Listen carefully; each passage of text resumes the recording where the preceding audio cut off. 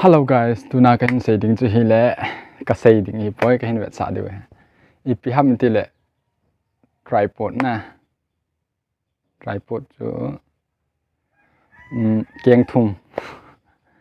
Kieng thum thi khat kala in na chu kahin say. Zan hi chu ka chi in de ma pur langa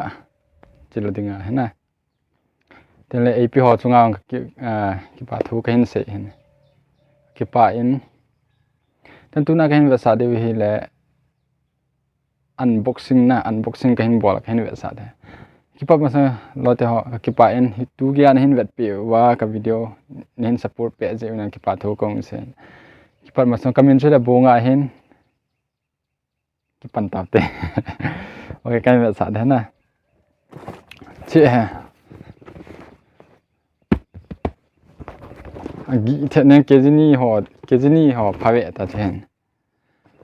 amasa ka tripod chu kahin wet sa de hin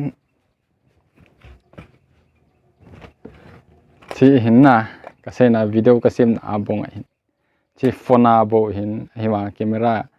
na ka su to video ka hin sim ji hin abong ai tan che bo jawa hlathum ka te hap ta thum jawa he che kai khan okay to unboxing bol du hin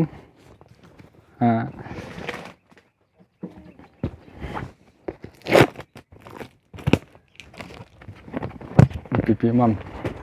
agi se ayeng na wow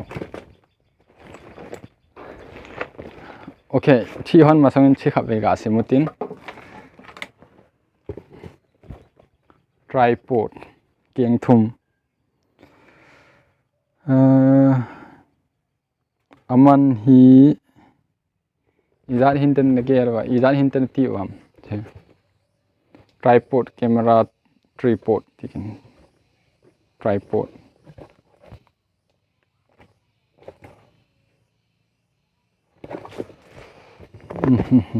aman hi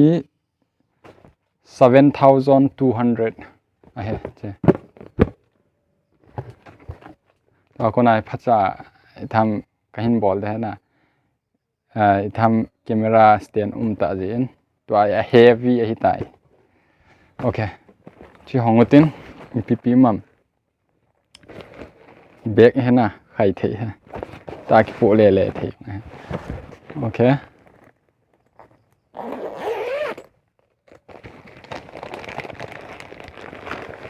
wow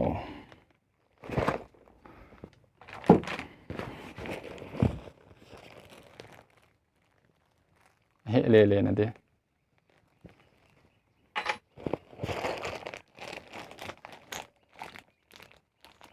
su sang na de hin te che ten la chi le phone ga tun na phone tun na de ten dang im cham ta pon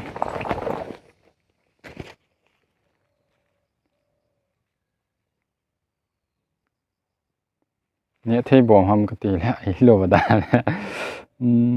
do not eat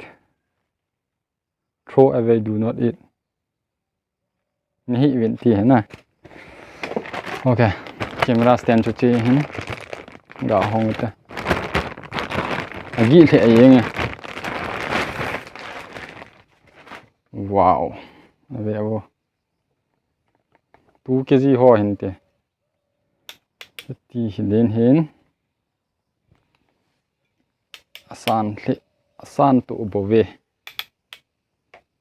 na ti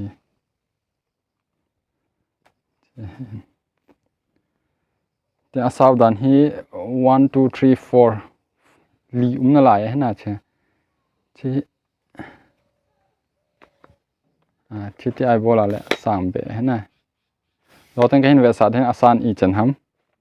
masa alu lang hinga aveu te tabang bang ham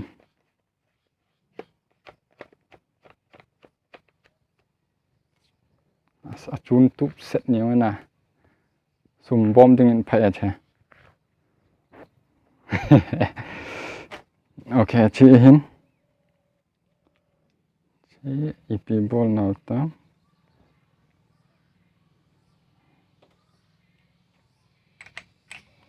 cha he camera chila he camera tu na ti hin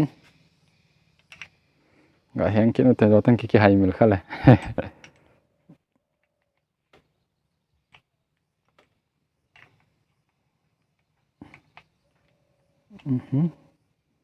ta ta lut teจะกะเห็นเด็ดนะเห็นจ้างกี่ปีเท่เห็นนะเห็นชี้อีปีทำที่กินนาเห็นเลยชี้เฮเลยเลยนะเฮเลยเลยนะเห็นนะโอเคเป็นจัสง่ายยิน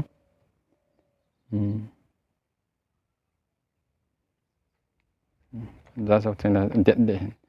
เห็นชี้เลยอีปีทำวันจะแกเห็นชี้ดีกรีนะเฮตุเลยเลยนะเห็นcho chị bị hầm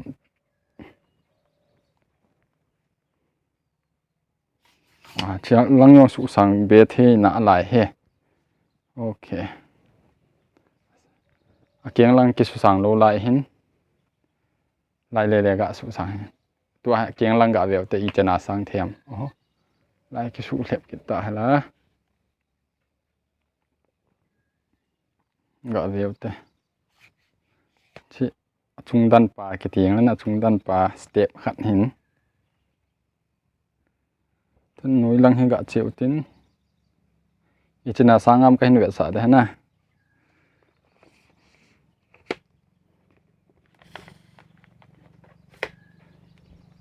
chơi tán cái ta sang cái yên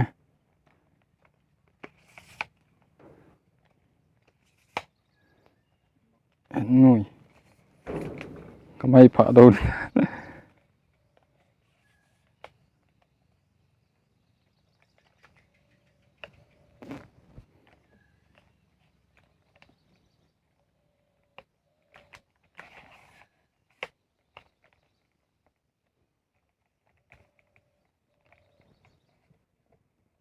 ok chân lăng cái này nuôi ako na nuôi lang ako na hin ikha nan chen hin ten cha ako na su sang be the na lai he na sang be le i chen hin da ham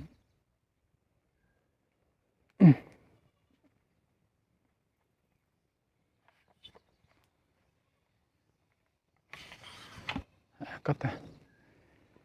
cái fit nga le in chisagi ka hin thì Việt Nam là fit group vào là fit group là cái tí họ hết nè ok pi là chia hin tripod là dàn hi để mà pura cái chia cái hin là mình ap hết nè giờ chân ap họ chung ngang cái bát thu cái sẽ he cái bát vào lên nghe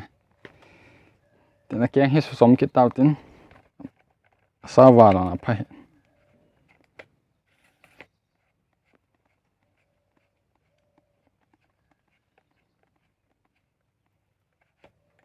rồi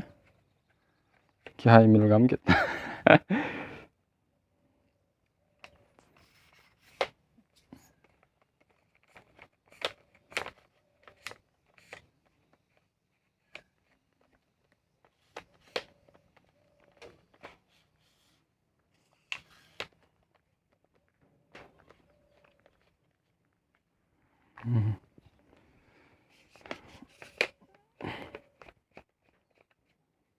tua ko na he video ka hin sim ting le chikaman de na wan tu chunga he kaman lo lai hin thil table chunga camera ka koya te a ka hin bol leng he je nem ti le camera stand no lo ji chun hin wan to camera stand no tan de phat la jan a sim yang the na da ti a he